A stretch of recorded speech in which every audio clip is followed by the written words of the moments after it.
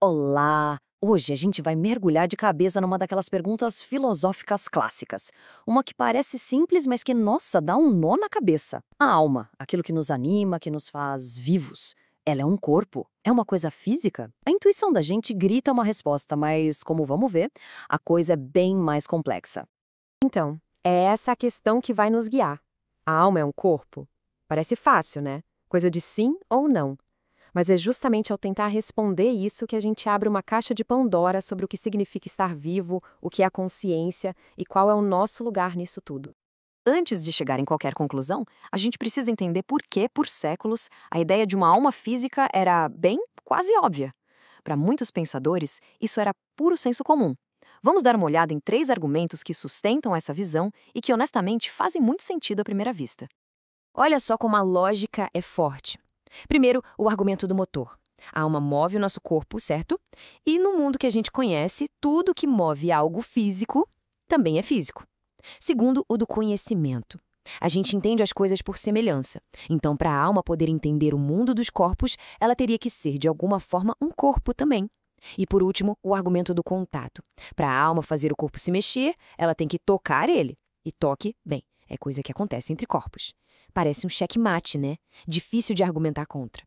Mas, como sempre acontece na filosofia, quando uma ideia parece fechadinha demais, alguém chega para bagunçar o coreto. Nesse caso, Agostinho já vinha com uma ideia diferente. Ele dizia que a alma é simples, ou seja, ela não ocupa espaço, não tem tamanho como um corpo. E isso já planta aquela pulguinha atrás da orelha. Será que a nossa intuição inicial estava certa mesmo? É aqui que a conversa toma um rumo, nossa, fascinante. Para resolver esse impasse, Tomás de Aquino chega com uma virada de mesa. Ele propõe uma mudança radical de perspectiva.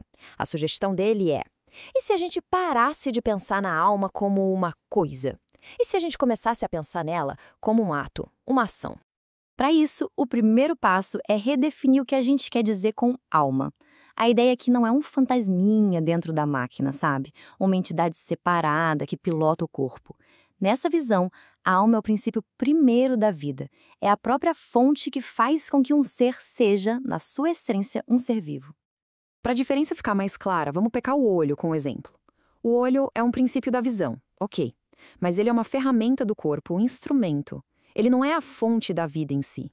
A alma, por outro lado, seria esse princípio primeiro, aquilo que anima o corpo inteiro e faz dele um ser vivo.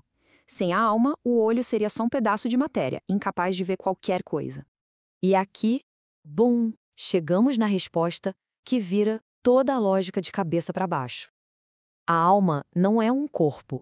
Ela é o ato de um corpo. É aquilo que o corpo faz para ser um corpo vivo.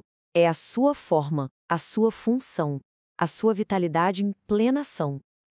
Ok, essa ideia de ato pode parecer meio abstrata, eu sei, mas tem uma analogia que ajuda demais. Pensa no calor. O calor não é um objeto, não é uma coisinha que mora dentro do fogo. O calor é o ato do fogo se quente. É o que ele faz. Da mesma forma, a alma não seria um objeto dentro do nosso corpo, mas o próprio ato que faz o nosso corpo ser um corpo vivo. Beleza. Agora que a gente tem essa ferramenta nova, essa carta na manga, a alma como ato, vamos voltar naqueles 3 argumentos que pareciam de ferro e ver como eles se saem agora. Lembra do argumento do motor? Tudo que move tem que ser movido por algo físico. O problema está exatamente nessa premissa. E se existir um tipo de motor que não precisa ser empurrado? A alma move o corpo, sim, mas o que move a alma não é outra força física. Ela é movida, como dizem os filósofos, por acidente, ou seja, por um pensamento, um desejo, uma percepção. E o argumento do conhecimento? Aquele que dizia que para conhecer um corpo, a alma teria que ser um corpo?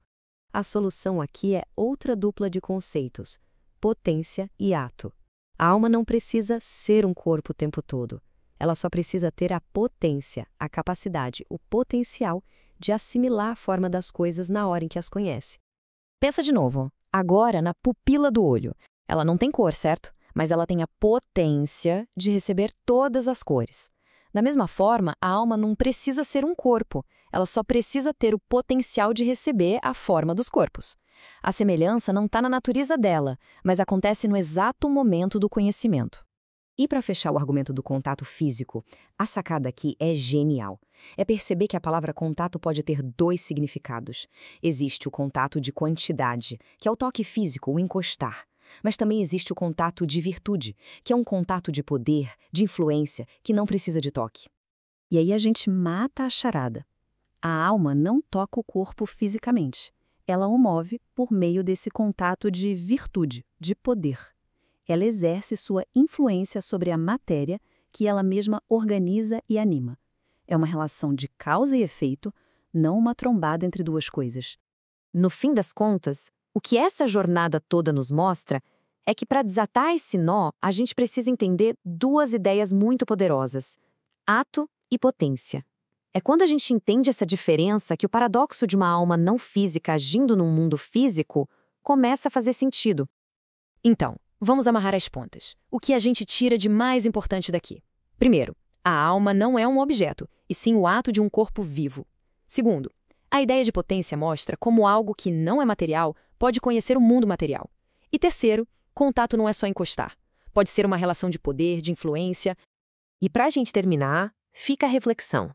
Se a alma não é um piloto dentro da gente, mas sim o próprio princípio que organiza a vida, o software que faz o nosso hardware funcionar, o que isso muda?